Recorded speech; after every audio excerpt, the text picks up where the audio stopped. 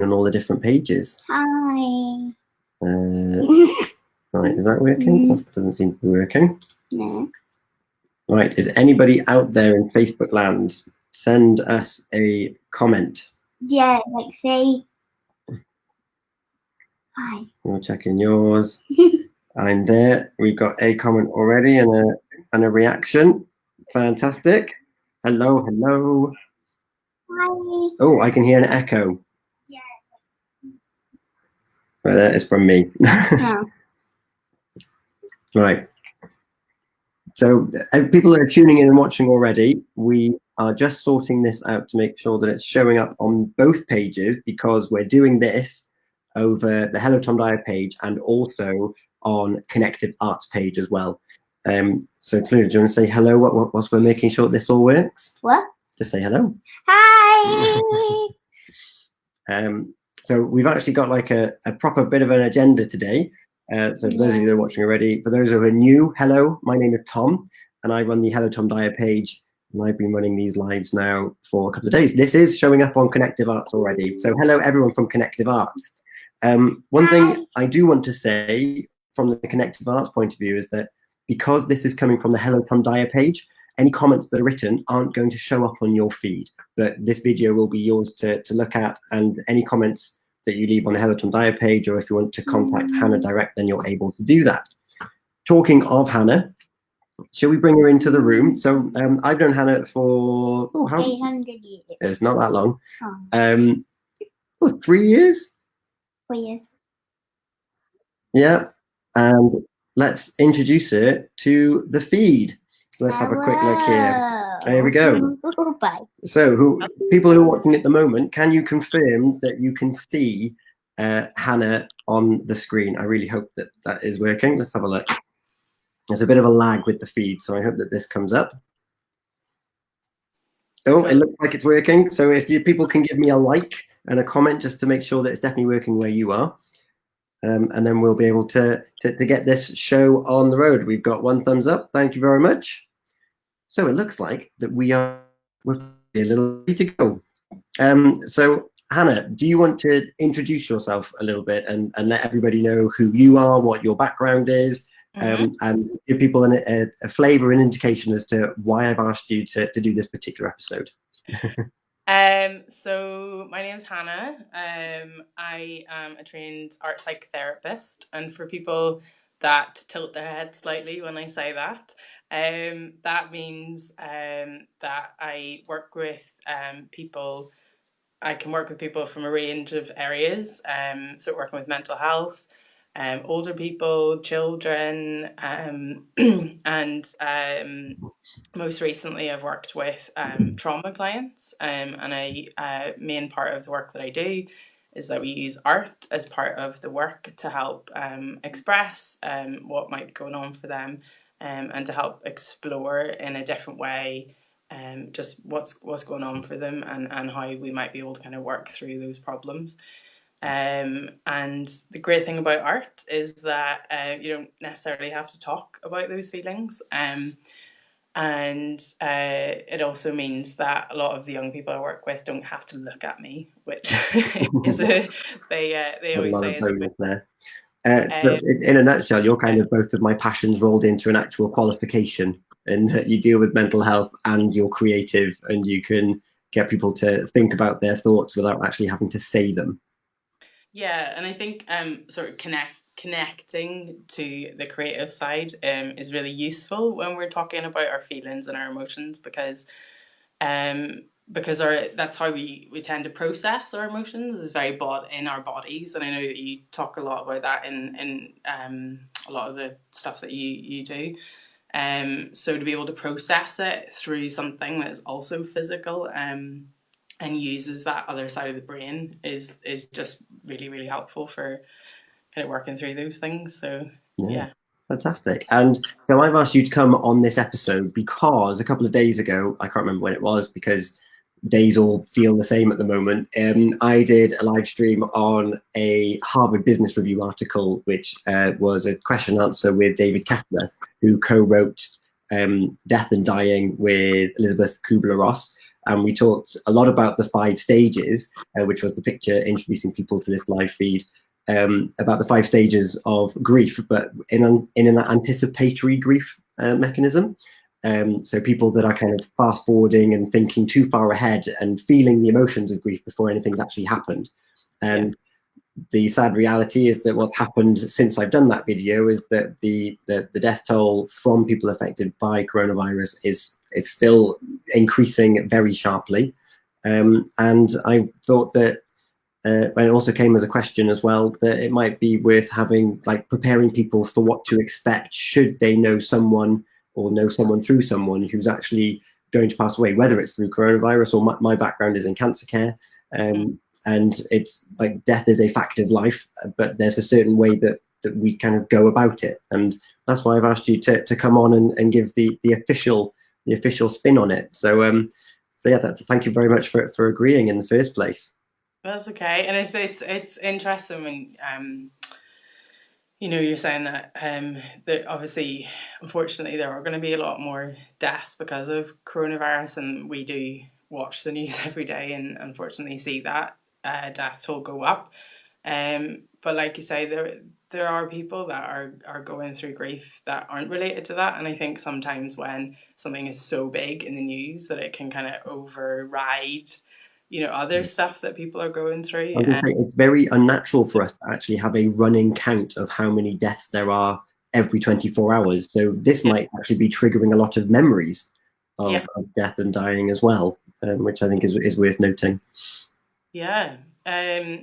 So how do you want me to do this? Would you like me to talk about grief generally, or do you want to talk about the 5 stages that you've just talked about, and I can I want you to take the floor, and I'll prompt you and jut in whenever, or when, because you can't see the questions either on the comments. So if a question comes up, I'll cut in, and I'll ask questions, and I'll try and get you to maybe explain things a different way or expand on a point. So, but this is your floor to talk about grief and to talk about everything that you kind of looked at up to this point. And if anyone does have any specific questions that they do want to ask, maybe not specific to your means, but of the whole process, then by all means use Hannah while she's here. And if you want to know more about Hannah during this live or afterwards, you can go to her page, which is Connective Arts NI. If you put the at in it, and it should come up there. But yeah, ask away whilst Hannah's talking, and I'll jut in, and we'll see where we go. But otherwise, beginning with an overview of grief, I think would be really helpful, just to increase that basic understanding of what's going on.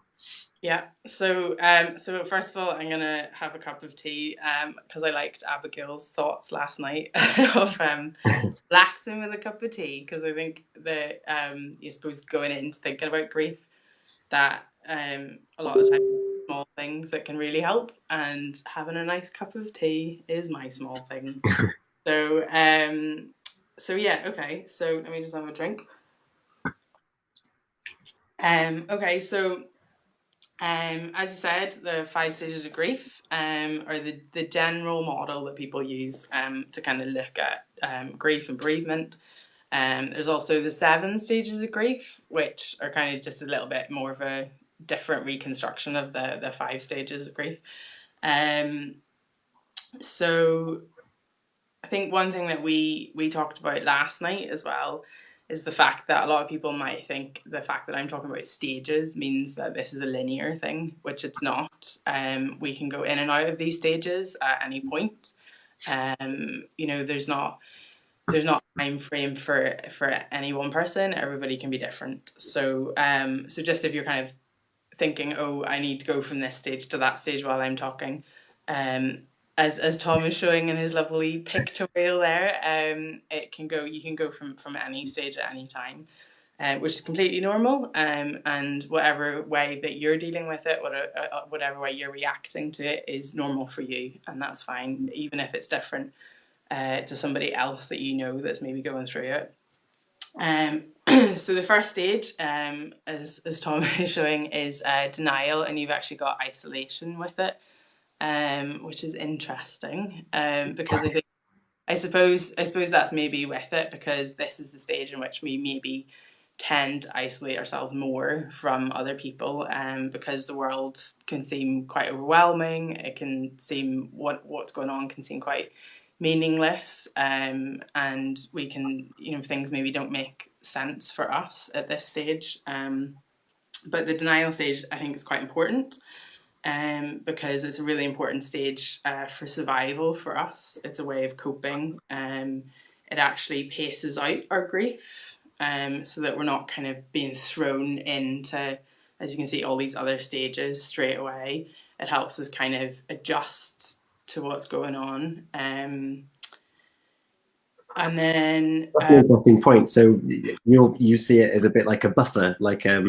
like a blanket of cotton wool, that something bad's happened and you fall because there's a big change in your life, but the denial almost buffers you and it lets you bounce a little bit. Is that a good analogy for it? no, that's a really nice way of looking at it. And I think a lot of the time when we go through any sort of trauma, we do tend to have that bit of a buffer, I guess, before we start to really feel all the emotions. And I think sometimes we can feel like we maybe get stuck in this stage a little bit, but like I say, any stage is just about giving yourself time. And I think with grief, time is a really important thing, and just let yourself go through the stages as you go through them.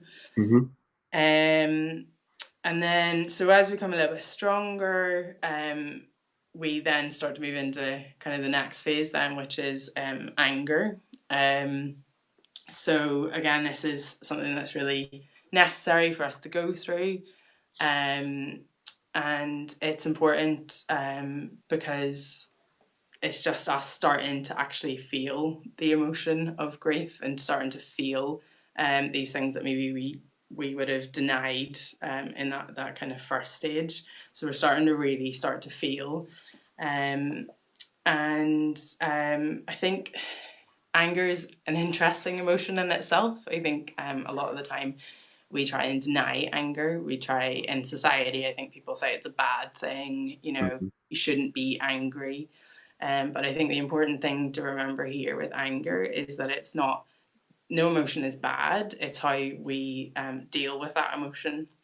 So obviously, if we're going to take it out on other people, or be angry, or maybe perhaps physically angry towards somebody else, then that's not a good thing. But the emotion itself isn't bad. Yeah. I've also heard about anger that having feelings of anger doesn't necessarily make you an angry person, because anger doesn't exist by itself.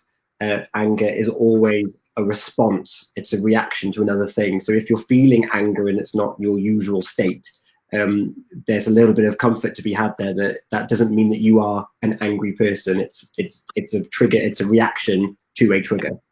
Yeah, yeah. And this is what each of these stages are. It's a natural reaction to something that's happened.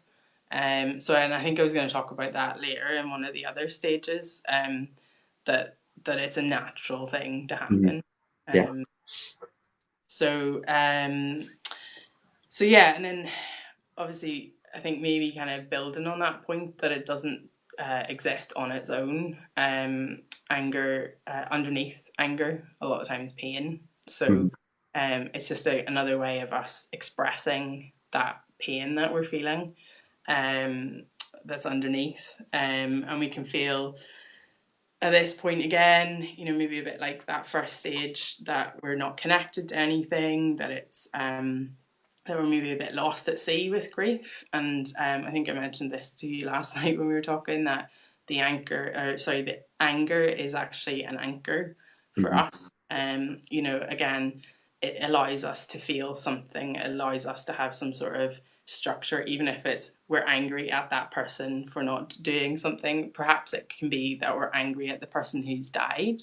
Mm-hmm. We might be angry at ourselves, and we start to kind of ask ourselves a lot of questions as well, with anger. So then the next one, yes, you've got bargaining. Um, so so it's I'm just kind of looking at this little picture graph that you've got up, and as you can see, as we're going along these stages, our energy levels are dropping.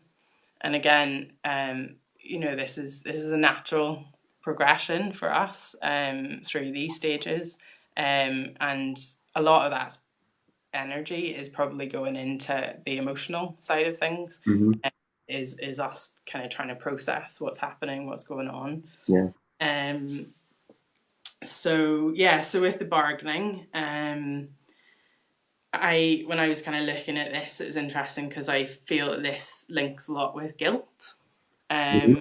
So then again, as I was saying with the anger stage, we ask questions. In this stage, we're asking questions like, if only, if only I did it like this, or if only this happened, or we'll ask again, we'll find fault in ourselves with Mm-hmm. that. Like, if only I did this, if only I obviously there's lots of different situations where somebody died. So maybe with the COVID-19 stuff, if we're thinking about that specifically, we might say, oh, if only I didn't go to the shop that day, or if only I didn't, I don't know, walk along that path, or only there's, and I think with the COVID-19 stuff, there's probably going to be a lot more of the if onlys, because this is something that's really unknown to a lot of people, and Very much so.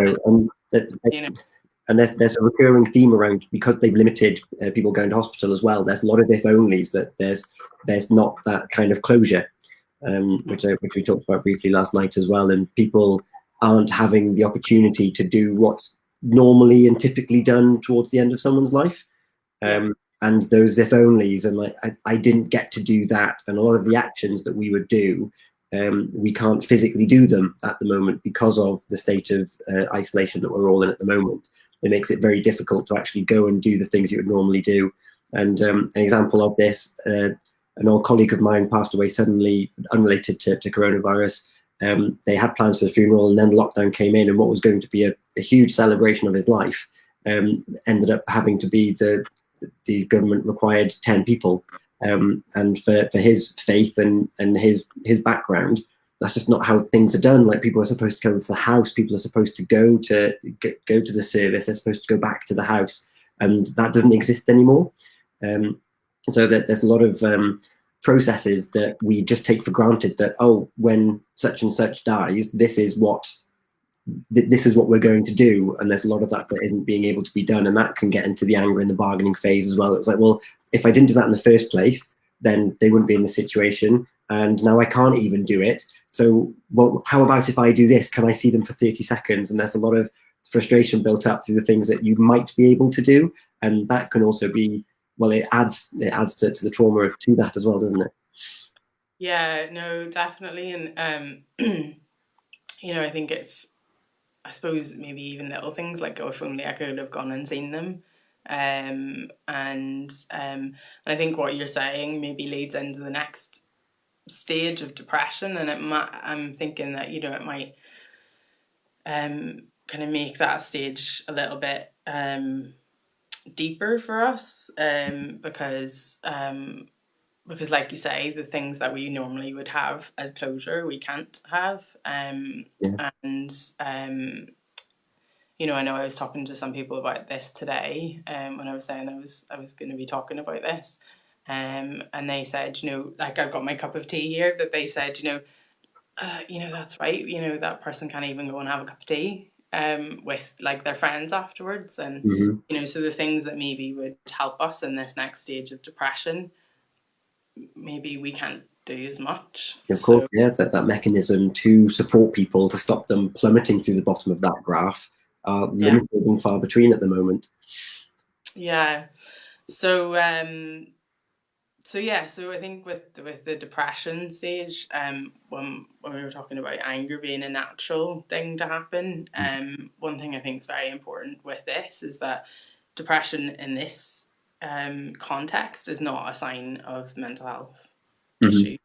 It's a natural thing. It's a natural response to something that's happened. Yeah, it's not even categorized as a mental health condition in and of its own right. Yeah. So again, it's I think it's just about well, accepting that, and I know that's the next stage, but I think each of these stages, the word acceptance is very important for yourself. It's accepting that that's where I'm at. Hmm. And, depression's not a nice thing for anyone to go through.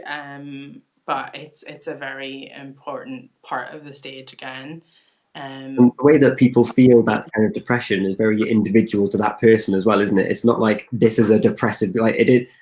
I'm feeling depression because of the grief that I'm experiencing, but the way that that manifests itself will be slightly different per person as well, won't it? Oh yeah, yeah, no, definitely. Like um, I know like that like people within my family even express depression like, very differently. Some people might not want to talk about things, some people want to talk about things more. I know that when my grandmother died, all I wanted to do was clean and cook food for people. So like that was my way of coping with that side of things, was like I wanted to be busy and I wanted to do things, whereas other people felt like they needed to talk and they needed to cry. And for me, the crying stage came later. Mhm. It wasn't at the same time as them. Yeah. So yeah. Anything else you want to say about depression stage I before we don't think so. I think we might wheel back to that because I've got a little doodle that I'm going to share with people to try and show when these things may or may not happen in the future. But I'll save that as a surprise. joke? Um, so yeah, so then the acceptance stage, and as you can see on the graph, sort of this is when we gradually start to have more energy. We might start kind of coming out in the world, and again, the COVID-19 thing, we might not be able to get out in the world as such. So I think it's really important to find those things, those little things that can help you. And that might be finding ways of talking to people. Obviously we can't see people face to face, but if you there's lots of different platforms now that you can see people face to face. I actually personally find seeing somebody face to face is really helpful, but I know that some of my friends find texting much easier. Mhm. I know that you and me send like quite lengthy text messages to each other, but then there's some people I would text that would be quite brief. Some people I wouldn't text for a long time. So again, it's just finding that thing. How do you connect best with people, Yeah. and trying to find the best way of doing that, even though we can't necessarily physically connect with people. So like it might be something like if you're out shopping or something, leaving something at somebody's door, that you kind of like a little card or something or a present, Mhm. to maybe say that you're thinking of them, or vice versa. If somebody that's going through bereavement, um, you know, do that for them. Yeah, So I've mentioned in the past, not through bereavement, but through other circumstances where I had a select few people where I pretty much told them that if I'm in a state of a funk and a depression, I don't know how to get out of it. Do you mind if I just send you a one-liner in a text message so I can get it out of my brain? mm, I text them, and if they were able to reply, they could reply. But if I just sent them how I was feeling in one line and just put capital NC at the end, it just that meant no comment. It's like I don't want to talk about it, but I don't want it in my head. yeah, So I always found that quite useful. It was like I'm having a really rubbish day, NC, and I was like, oh, I feel better just for telling someone yeah, without having to talk to them and be like, this is really difficult to talk about because I don't really know what it is I want to say. And yeah. that becomes very difficult because articulating the words and the thoughts and the feelings is actually overwhelming to the extent that it's so big that it becomes really small. A therapist is really important, because you don't have to have the words, Mm-hmm.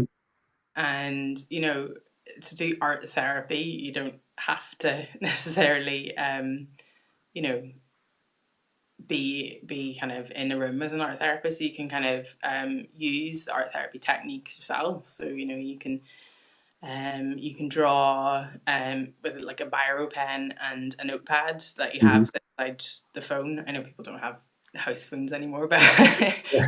my mum's still got a pad by her phone. So you know, Right. uh, it can be anything from around the house. You don't have to have like all the art materials or anything, but it's just, could be just scribbling on the page. It doesn't have to look like anything. But like you Hmm. say, text message is just about getting that emotion out. You don't have to know what it is. It's just about letting that out. And with artwork, or even if you like writing, maybe it's writing poetry. You can close that book and put it away. You don't have to. It doesn't have to be sitting there No. looking at you. And that can be another way of saying, like, your text message, right? Hmm. Write it down, get it out, put it away. Lock it away, put it up there. And then if you feel like it a couple of days later, you can pick it up and look at it again. And I think that the other thing um, that I find really helpful with clients, with art therapy, is then picking those pieces of artwork up again and looking at them and saying, okay, what was going on there for me? Yeah. And you can see a lot in what you've done, maybe a couple of days, while your mind's been able to have time to process that. Hmm. Um, so And then, yes, because kind of once going the off track. processing starts, we come into acceptance then, and we start looking towards the future. So Yes. people have had the opportunity to feel those other feelings, and then what is acceptance to you? So in terms of acceptance, I think it's not about, you know saying that everything's okay now, because Mhm. I think everything is always different after any change, and obviously, somebody dying is a big change in your life. So it's not about saying, well, I'm okay now and everything's okay, but it's saying, that things can, I can start looking at, like, the good things in my life now, Mhm. and about, appreciating those little things that I Yeah. have got in my life. Because I feel And that that person's always going to have a place in your life. yes, and yeah, because that's a key thing. There's whenever I've talked about it with people affected by cancer, is that they think that the acceptance is um, I'm going to forget about this person, Yeah. or there's an expectation that I should forget about this person. But Hmm. that's just not how we work. There's going to be a memory of them forever and ever and ever. It's just how often you see that memory that is going to make you feel certain ways. And I think that the acceptance isn't moving on in the classic sense of they're behind me, they never existed, this is what I do now. It's more of it's an acceptance that there's a part of them always in my memory bank, but Hmm. I don't have to forget them. Yeah, and I think it's something that I've done with people who have experienced trauma, and obviously a death is a big trauma. And what I do is, I should probably have had it prepared, but I would draw, I would get them to kind of draw that trauma or that thing in the middle of the page. And obviously, when it's something negative that's happened to somebody, that can be quite kind of like a dark circle, but maybe it's about, drawing that picture of that person that has died. And I'm trying not to say that you've lost, because somebody's told me recently that, when you're talking to somebody about somebody who's died, don't say, I'm sorry for your loss, because it actually isn't, they haven't lost that person. Say that person. It's funny you mentioned that. I've made a very conscious effort to use the words death and dying on this feed, because it is something that we're seeing all the time. And if we can make that more commonplace and just more vernacular that we're used to hearing, Yeah, then should it happen to us, we know that it's something that happens naturally. It's going to happen to all of us at some stage, and it yeah, it does have lots of meaning and lots of context attached to it. But addressing it and not being afraid of it, because being afraid of it makes it something bigger than what it actually is. And that it's really important to confront these issues, even if it feels uncomfortable, and that includes the language that we use as well. yeah, yeah. Definitely, I think language is very powerful. And I suppose it's, maybe again, as an art therapist, I have that opportunity of maybe not using words, and again, like, imagery can be very important, and so I suppose, going back to what I was saying about kind of drawing that image of the thing that's kind of happened to you, or that person that has died, but the fact that you can kind of draw things around that, you can draw ours and create things around that. So it's not about losing that person, it's about creating a life around that. Yes, and I'm glad that you brought that up, because that's one of the diagrams I was going to do. So I'm going to quickly do it here now. I am not an artist. However, so what we have here, let's put that in black. So here we have the grief that's happened, and each of these rings constitutes time from the trauma. And what happens is we have the trauma and our life is really, really small. But as time goes on, we start taking up some of those small interests that we liked again. And then we start taking on new things, and we take on new things, and we start building this life around this thing that's always going to exist. But what can often happen is roundabout kind of anniversaries or birthdays, they can be a stark reminder. And what we do is we end up breaking the cycle again. Oh, get the camera right. Breaking the cycle again. And then we shrink back to there. And that's where guilt can come in, even when you're in acceptance. It's like, I can't believe I'm having fun on my birthday and that they're not even here to share it with me. So that's something to, like, building these circles is a positive thing for your life. That's really important, that that you still have your life to live, and you have the opportunity to build these rings. So use that opportunity. So when people are thinking about the black ring, when it's your day to die, they know that you had a full ring of life that you lived, and then they can start building theirs in your memory as well. And anniversary is one example. Sorry, Hannah, I'm taking over here, but if we've got... It's good. I'm kind of just thinking, I wish I'd thought of that. I'm going to draw another one now. So here we have our box. So this is a box, and this is a button, and this is grief. And we are the ball, and we're bouncing around the ball. And when the ball is that big, we hit the button more regularly, which means that we feel grief really often. But what happens over time, similar to the rings analogy, is the box gets really big, the button stays roughly the same size, but the ball is over here, because your life is now this much bigger, and the ball just bounces around the box. It doesn't stop, it just bounces around, but every now and then, for no reason, it'll hit the button. And that's when there's feelings where you're sat on your couch, you're reading your book, you're watching your favorite film, and all of a sudden you think, oh, I missed them. And there isn't really a rhyme or reason to it. It might have been just the sound of someone's voice, it might have been a sentence that you've read, but it's not anything that you've done bad. It's just the random occurrence of that ball randomly hitting the button just because. But when you feel that, go back to kind of act and kind of mindfulness, like almost embrace that feeling. Like, isn't that wonderful that someone that was once in your life is still in your life? They're still there. What does that feel like? Does it make, like it is now, just talking about it, making the hairs on your back of your neck stand up, that there's still that memory of them. They're still real. They're not with you in person, but that memory lives on with you forever. And isn't it amazing then that we have that button to, like, say hello to them, and to have that conscious awareness that you are still there. And I'm really pleased that you're still here. Thank you. And you might you might cry, you might get angry, you might start feeling those things again on a smaller level. But from an ACT point of view and from my background, feel it. What does it feel like in your muscles? What does it feel like in your hair? What does it smell like? What shape is it? What color is it? And like, just really explore that, and have a bit of intrigue about what you might be feeling. Yeah, and it was sort of interesting. Like, some of the stuff that I was looking at was that those feelings that we do have are just another sign of our love for that person.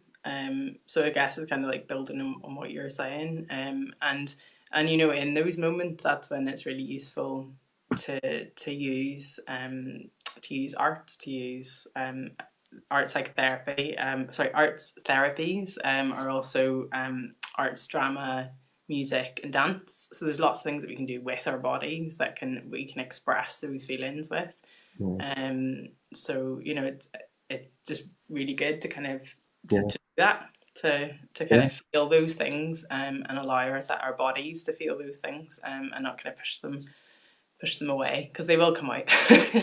And as we talked about, and this week alone, about trying to push thoughts away, that's a lot of energy, and it's actually stopping you from living the life that's in front of you. So if you're feeling don't push it. That's a lot of wasted energy, even though the sun's shining and you've got food on your plate and you've got water. Forcing those things away is only going to make it even more frustrating for you. Now, I just want to let you know, Hannah, because I know you can't see the comments, but you have a bit of a fan club on the comments. So Denise Kennedy says hi. We've got... Oh, yeah. I know Denise. That's my mum's friend. Woo. Oh, there you go. Hello. E-I-S-T-R, Esther? Esther. Sorry, Esther. He says hello. And Adrienne has been tagging lots of people and saying hello as well. That's great. Safe, supportive family. That's how you get it. Hello, supportive family. If you've enjoyed this, feel free to leave a comment, and hopefully Hannah's... Well, I know that Hannah's done a good job, but hopefully you think so too. I can't tell it publicly. So have you finished the main bulk of what you were going to say? Because I am wary of time. We've been here for quite a while, but because it's 10 to 7 now. Does anybody have any questions that you really want mine or Hannah's opinion on before we go? Because did you have some form of conclusion that you were going to talk about, or anything along those lines? I think we've just kind of I think we've just been talking about it as we're going along, because I was going to talk about kind of ways that you can kind of cope with that grief, but I think we've done that a little bit. Yeah, because I suppose that each of those stages are different, and you probably find a different thing works, at different stages. So that's true. Esther says, very interesting. Well done, Tom and Hannah. So just to let you know about that. If anyone does have any questions, or maybe I've talked too quickly going through my attempt at art, with the irony that I'm doing that in front of an art therapist is not wasted on me. Talking of which, Hannah, the sun's coming through your window, and now you look like you're in the real light on the lens. It looks amazing. Maybe the universe is saying I've done a good job. You don't need the universe to say that. I'm saying it for it. But yeah, no, it's been really good. I was a bit not sure about doing this because I've never done anything live. But yeah, you're a great host, so thank you for having me on. No, you are more than welcome. Thank you for agreeing to do it and for jumping into that discomfort, which is talking of acceptance. I was wearing my I Accept hoodie yesterday. It's all about jumping into the unknown and jumping into the uncomfortable, and having the confidence to say, having the confidence to say, I'm going to get through this. I'm going to be able to come out the other end. And here you are, half an hour later, or 37 minutes later, and you're still talking. Esther has made a very good point, because I was talking about my rubbish art. Do you need to be good at art to do art therapy? And the answer is a resounding no. No, you do not. It's not about being good. It's just about, like you were saying, it's just about jumping in, giving it a go. And it's not just pen and paper art either, is it? It can be with Play-Doh. It could be with anything that constitutes anything. anything like using your hands. Play-Doh, I think, is really helpful for people that maybe are a bit uncomfortable about kind of putting something down on paper, because you can just squash it up again. Like, watch kids play with Play-Doh.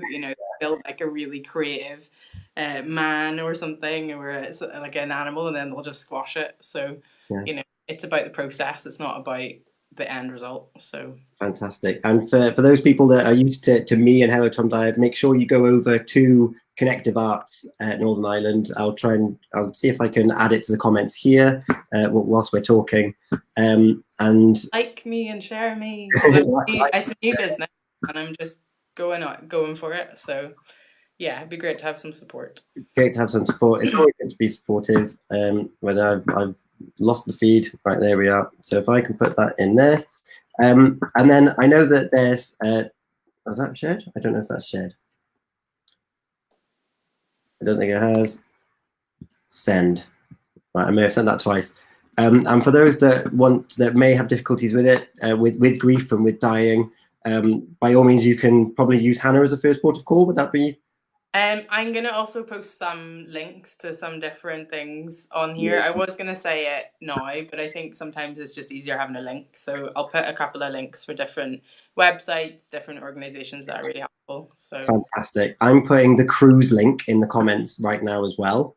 And the other thing I'm going to do, a man called Patrick, who was an inspiration. He had bowel cancer. He did sadly pass away in January, but he blogged his experience of having cancer. So it's very cancer focused. But the last post was completed by his wife only last week, or maybe even this week, about having cancer in these times as well. And you just might find his whole perception on the kind of the lead up to dying, because he was very aware that his treatment was stopping, and his insight. And he had a very good thing of humor about him. So I'm sharing his blog in the comments as well. Does anybody have anything to say before we wrap this up? Thank you so much for tuning in and listening. It's been another long one, which I semi-apologize for, because it's also been incredibly interesting. So my followers, I started off saying my followers go to Connective Arts Northern Ireland. Anyone who from Connective Arts that wants to know more about me and what I do, please give my page a like as well.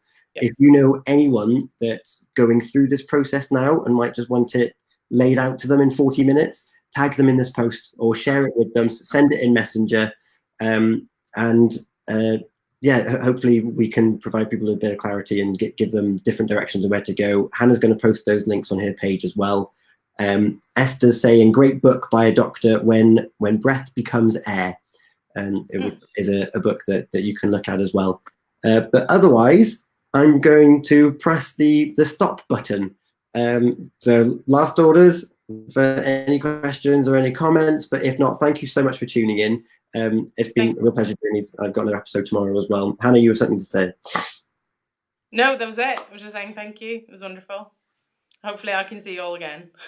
Fantastic. So I'm going to hide this so we've got our faces nice and big so we can say goodbye. Thank you so much, everybody. Have a wonderful evening. And yeah, if you have any questions, get in touch with either of us. And see you soon. You're extraordinary. Bye-bye. Bye.